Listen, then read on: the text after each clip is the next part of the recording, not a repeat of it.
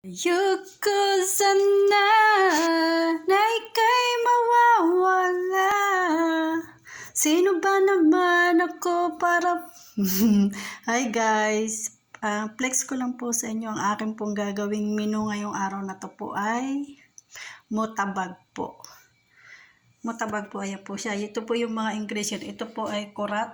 Ito po. Ang tawag po nila dito ay kurat. Ito po. Ito pong dahon na to, kurat. Ayan po, kurat. Ano ba to? Basal akdar. Balat ng sibuyas po tawag po sa Pilipinas. Ang kuspara, bakdonis, tomato. Ito po ang gagamitin ko sa mutabag po. Ayan po ang totoo. Ito po naman carrots ay sa sambusa po. Ito lang po yung ingredients na niya. I-mix ko na po siya. Isang linisan po para po mamaya pagkatapos ko po maglinis, igagayatin ko na po siya. Yan po ang totoo.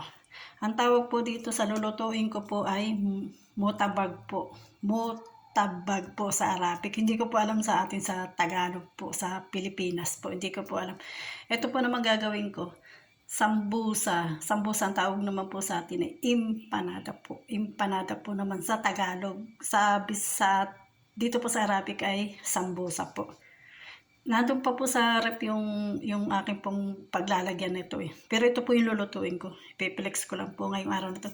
Salamat po and God bless po sa atin lahat.